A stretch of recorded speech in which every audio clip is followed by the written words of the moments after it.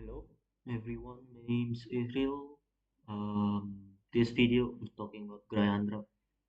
Um, I've been delaying, I've been doing on some work, and I've been waiting for Festival Booster. I think it's like a couple of weeks now. Uh, after the release of Festival Booster, I got Festival Booster 2 weeks before, like 3 weeks before actually, when the Bushiroad Card Fest event is going on. I bought 4 boxes, and then on the second day, I got jack shit because they're already sold out. Um, I forgot to record that. I'm sorry, but yeah. Um, the good thing is I got some cards already. Uh, I mean, some of them being the set order searcher and the actual set order itself. Um, and I use it in Graiandra. Well, anyway, uh, I will be talking about this Graiandra. So yeah, starting with the right line, Graiandra. There's only one right line. You use what the fuck is it called? Oh yeah, you use the full right line, which is the 0123. Uh, why? It's because of the grade 1 and grade 2 skill. So the grade 1 skill on Vanguard Circle, basically these two, I'm just going to simplify this. They both, the grade 1 and grade 2, has the skill of, if you have the grade prior to this in your soul, when you would go up a grade, you don't discard. So if you go from grade 1 to grade 2, if you have Andra in soul, you don't need to discard. Same as grade 2. But you need the grade 1 in soul to go to grade 3. That's why you can't tamper with the grade 0. Duh. Because you need the grade 0 in soul for the grade 1 skill. And we'll start with talking about the boss card, or Graiandra in this case. It has 2 skills. Well, technically it's only 1 skill, but the second skill is a red text. So the only skill that this thing has is at the beginning of the main phase, cost stress this unit, and you call a Gry and an under. So you basically call the Gry 200. So you basically call the Gry and an Andra in its card name. Gry to roll over uh, separate trigger separate trigger circles. And until the end of turn, this unit, the grade 3, gets auto on Vanguard circle once per turn. At the end of battle, where your rear guard with Andra in its card name attacked, you put a Gry and an Andra unit. Sorry, a Gry and an Andra rear guard. You put them in the soul, and then you stand this unit until the end of turn. From your front row unit gains 10,000 power. So basically, rest Vanguard, call the grade 2 and the grade 1, and then at the end of battle of the grade 2, your Vanguard 3 stands and your front row gains 10k. This is not, say, it's going to be a 3 tech deck. However, no. The grade 2 has an additional skill, continuous skill. During your turn, if you have a Gry unit, this unit gain 5k. So this is a naturally a 15k beat stick when you're on grade 1 or grade 3. And the reason on why this is not a 3 attack deck, this is actually 4 attack deck, is the grade 1, the grade 1, which is at the second skill, Auto on Rhaegar Circle. At the beginning of the battle phase, if your Vanguard is Gry and it's grade 3 or greater, um, cost, rest this unit, choose one of your under, and then that until the end of turn, that unit can attack from the back row and it gains 10,000 power. So you choose Andra and then it can attack from the back row and it gains 10k. So this is at least going to be a 25k beat stick. And since this thing can attack from back row, you don't need to put it on the front. You just put it on the back. Therefore, Graiandra is a 4 attack deck most of the time. I say most of the time because there's some times where you don't even have units in the front row and you can't really afford to call anything. I'm going to explain the downsides of this deck, basically the weaknesses of this deck later down the video. But yeah, this is the right line. Mandatory energy generator, of course. And then we go to the main deck. I'm going to start with the triggers first because it's the easiest to explain. Dragon Empire over trigger, no brainer. Since your grade 2 and grade 3 later gain power if Ghryaundra or Ghryaundra attacks, basically Dragon Empire OT is the best because Dragon Empire OT is the best next to the Brand Gate over trigger. Like, I'm not saying the other OTs are bad, but compared to Dragon Empire and Brain Gate, Dragon Empire and Brain Gate is just straight up the best. Dragon Empire the second, Brain Gate's the first. I like Brain Gate a lot more than Dragon Empire over Trigger, if I'm being honest. We're running 8 crits. This deck has a lot of power naturally. Your Vanguard's gonna give power, some of your orders gonna give power. So front trigger is not really a problem. Uh, I'm going to explain why I run front trigger later. But yeah, 8 crits and 3 of any other trigger that you want. 4 heals the don't don't question 4 heals. 4 heals is just good. And then I run front. The reason on why I run front is because I like 20k shield. That's just it. Compared to running draws, fronts are just, oh my god, it's so good. It's 15k shield when you're still at grade when your opponent is still at grade 2, so they can't really rush. So they, if they rush you, you have a lot more shield than someone who's running a draw rayon. And it's going to be 20k shield.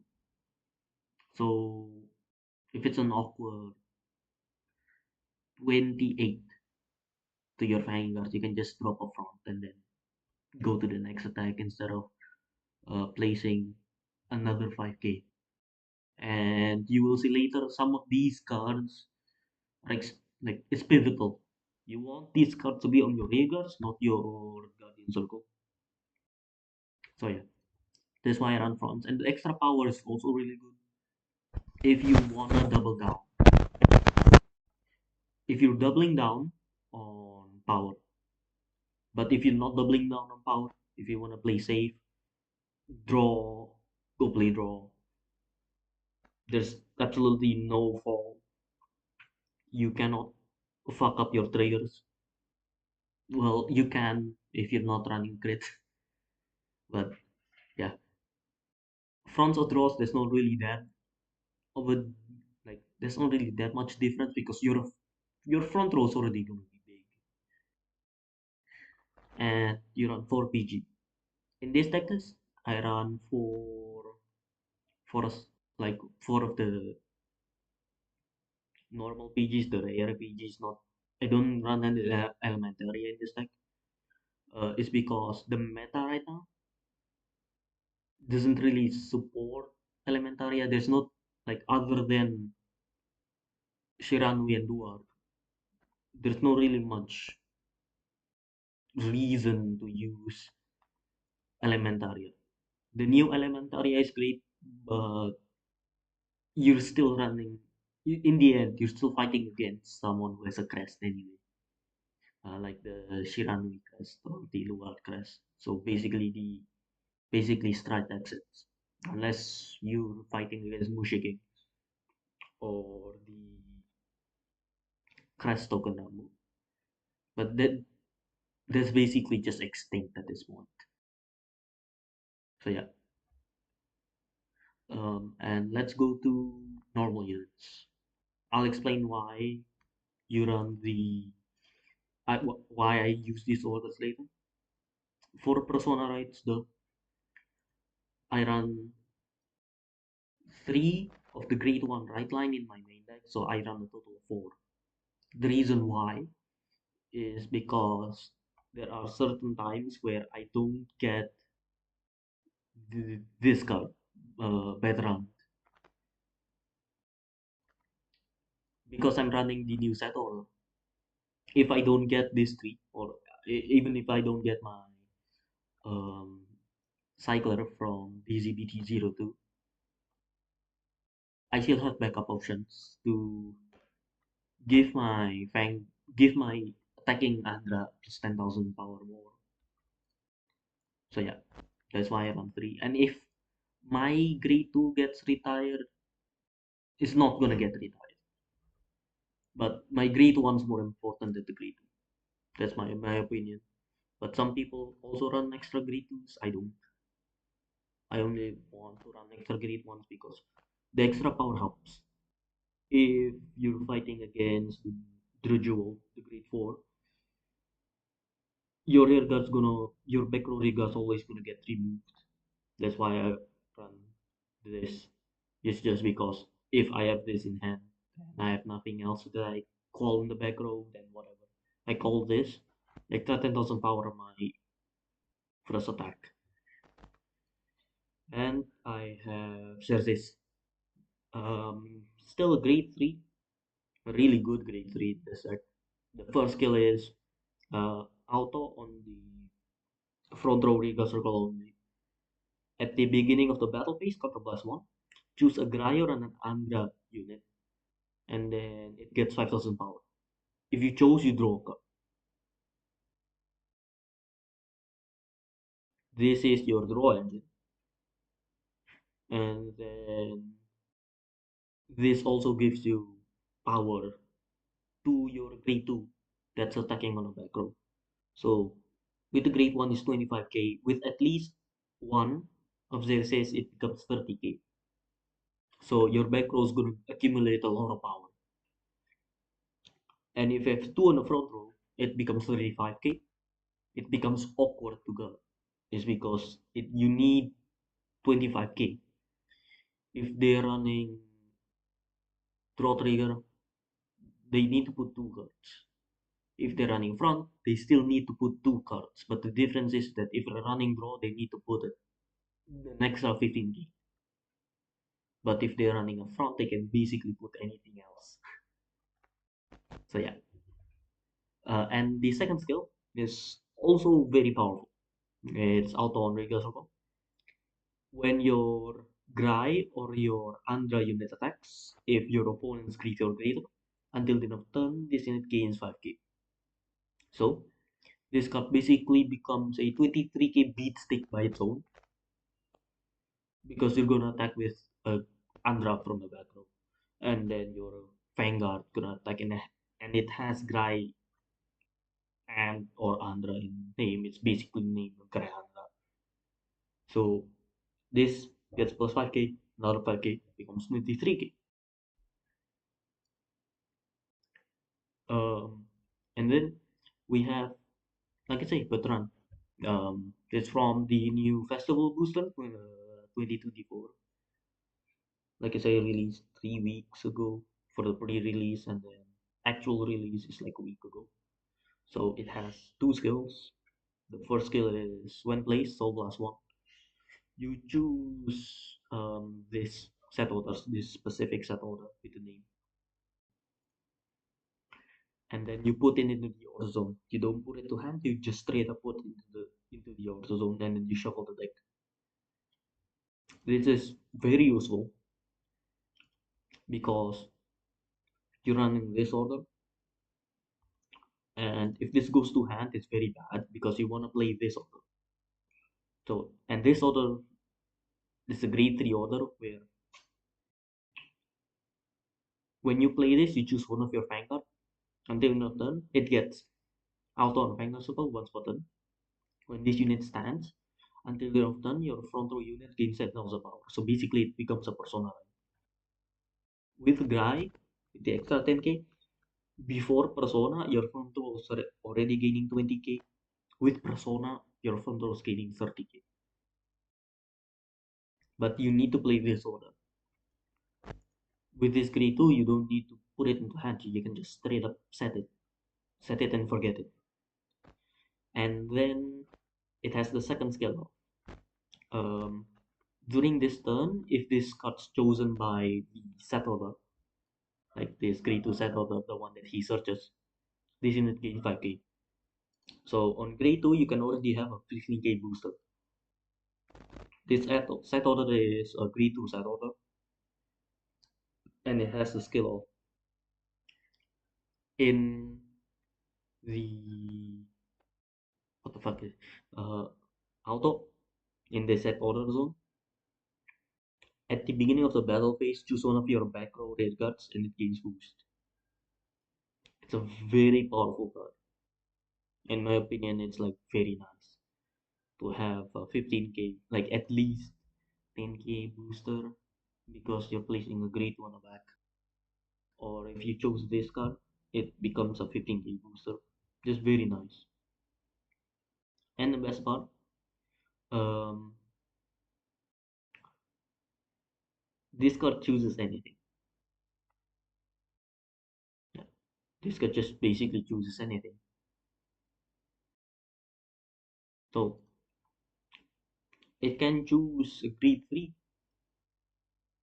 like this, like Cersei. Okay, can choose Farhat. Can choose Meteor, Knuckle Deck, like Melt Knuckle Dragon. Basically, half of your normal units, like not even half of your normal units. A third of your deck you can choose, and it becomes a booster. Anyway, we go into Melt Knuckle Dragon. I'm going to explain the second skill first because the second skill is the exact same as Xerxes. Is when your unit with Ghryaundra attacks if your opponent Vanguard's grade 3 or greater. This unit gains 5k. It is a Xerxes but a grade 2. And then it has also the skill of when this card is placed on Riga Super.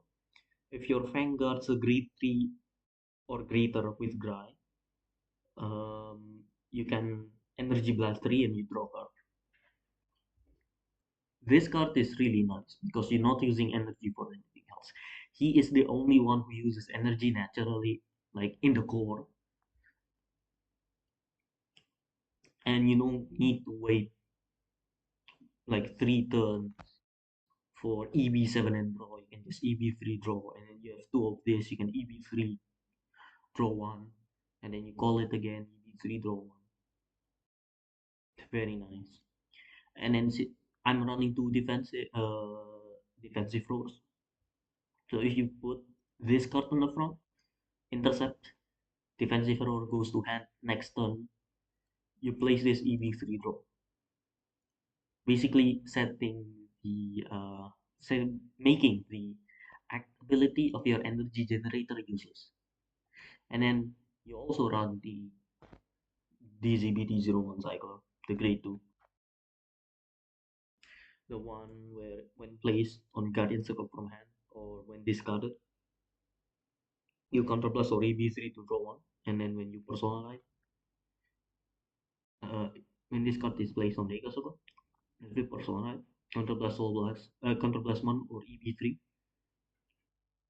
choose a grade one non-sentinel drop, and then you call it. You only use this on for the first skill, for the discard or when placed on Guardian Circle from hand. You don't use it on this for the second skill unless it's a weird scenario where you know your opponent's hand and then a Gry in the background. It hits 35k and then you win because your opponent like doesn't have that 5 or 10k shield and you don't have any stages in the front or you don't have any CB. Yeah, it's niche, but it happens sometimes. I need to admit this. Yeah, it happens sometimes. And then I run two of the Sharina. Is it Sharina? Shastrina. Basically the hammer though. It's the cycler from DZBT-02. So it's grade one. And then there's a skill of auto when placed when placed to Riga circle from hand. If you not played an order this turn, you discard a cost discard one, and then you search for a non-regular piece order card. You put it into drop, and then until the option, the card that you just put into drop, so the order gets this card can be played in the auto zone, in the drop zone, and then after you played it, you put it into the bottom deck, and then after you put it into the drop, you shuffle the deck. This is just searches for your very important pseudo persona right card. Since you're running, like I'm running for, but sometimes it doesn't even goes into my hand that often. And you really want to play this every single time. And then I run cut because persona rights persona. You can also run the grade 2 Blitz order, the grade 2 Blitz Regalis, the Kuro Kuro comic promo. Really nice because it, like I say, you're not running cards with energy blast assault. But maybe you should cut defensive floor to maybe one because running more than three blade soldiers in a deck, in my opinion, unless you're playing what like Laskaria, is in my opinion bad. Unless it's Elementaria. Elementaria is different. But even then, I wouldn't go past three. That's why I'm not running Elementaria because I'm already running two defensive floors. And that's all of the blades older than I need. So the idea of this deck is to make your front row rear guard so big, especially that one column, especially a column of your rear guard, to the point where it, it your opponent either PG or take damage from it. The power gain, the power gain from the grade 3 and the grade 2 of the Graiandra support is not restricted to only front row circles. So putting it on the back, and then you choose the side order to that back row rear guard to basically have a plus 20k power booster. Very powerful. And on the lowest end, without this order, without playing any order, only Vanguard, only one rear guard attack, your column, your three of your attacks gonna be 30k, 30k, 30k. But that one column, if you have the grade 2 boosting this grade 3 because you chose with this grade 2 set order, so at least gonna be 13. Ghryaundra attack twice, so plus 10. So this is already 23. The grade 2, same thing. 10 plus 5 2 is 20. 23 plus 20 is 43. Vanguard gives power before trigger. That one column is going to be 53. With Persona, 63. Or with Persona or with Resetter. If you have both, it's going to be 73. And then that's before triggers. If you get a crit, you give the power to the other rearguard, but you give the crit to this column obviously.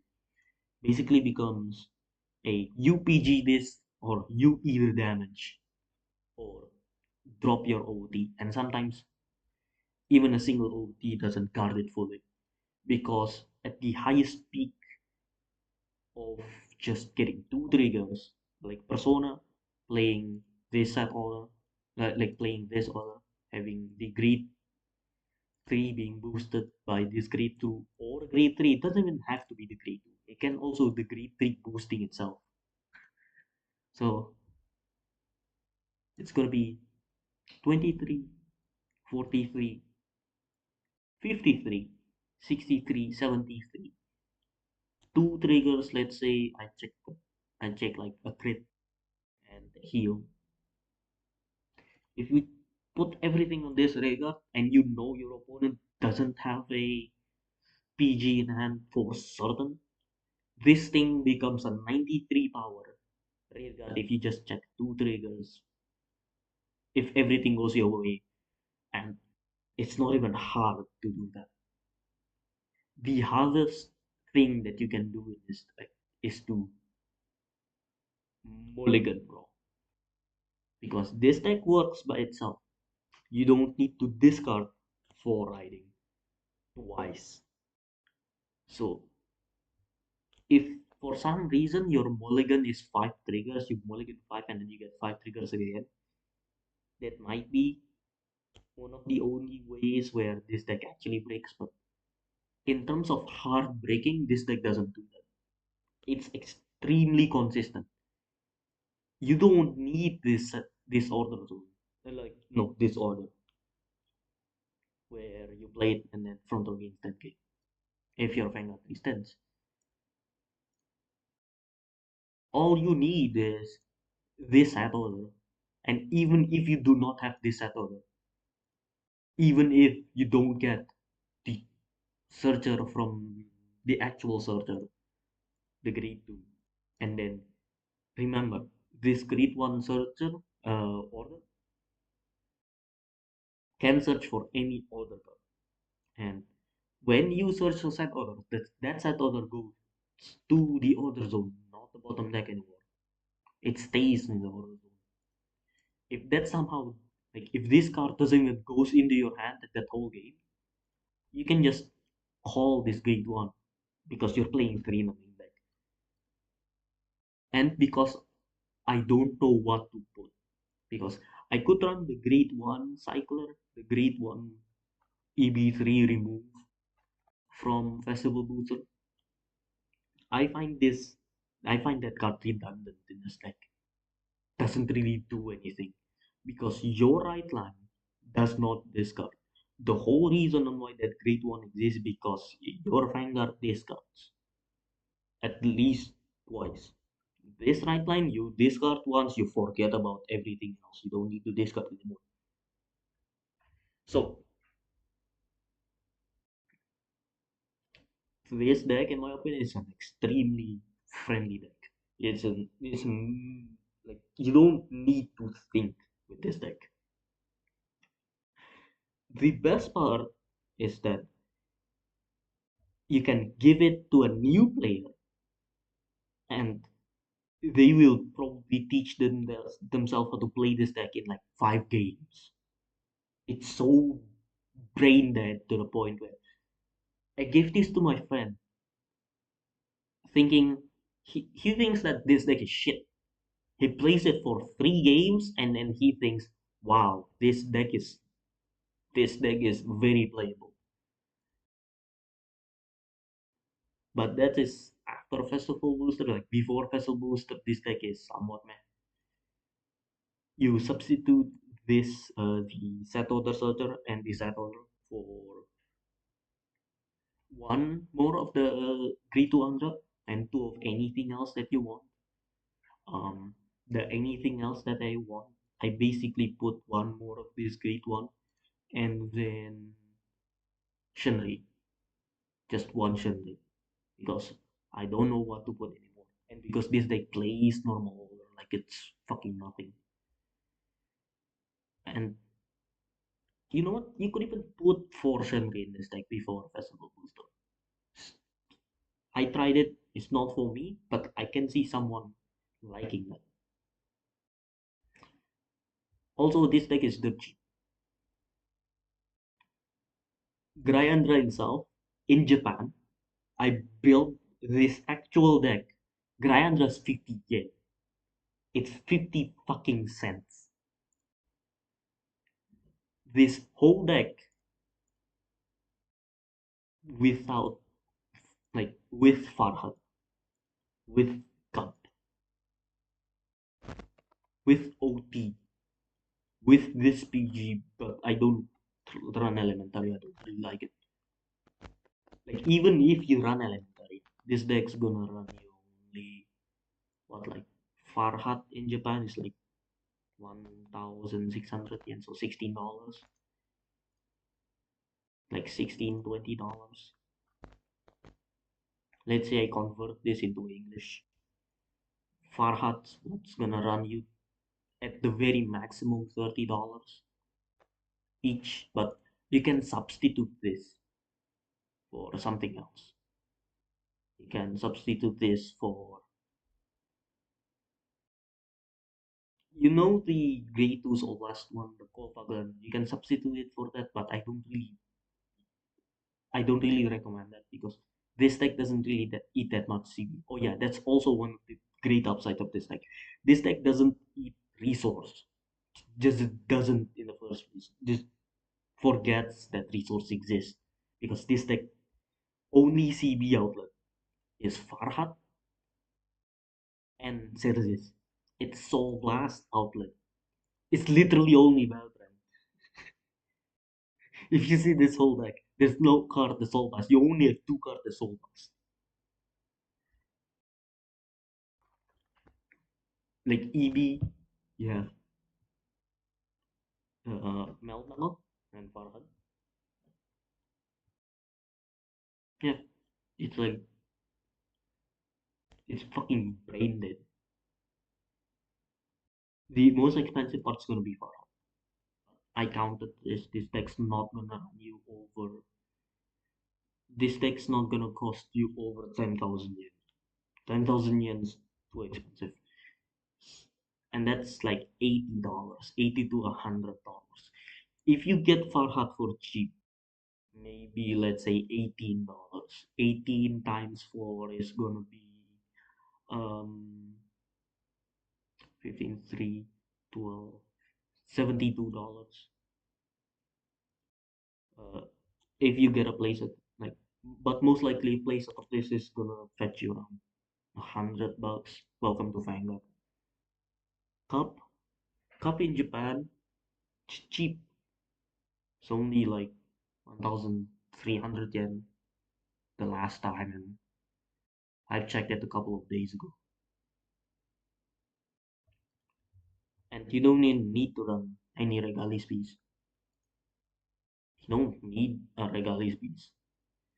If you want to get an Exclaim budget version, cut the Farhat out, cut the cup out,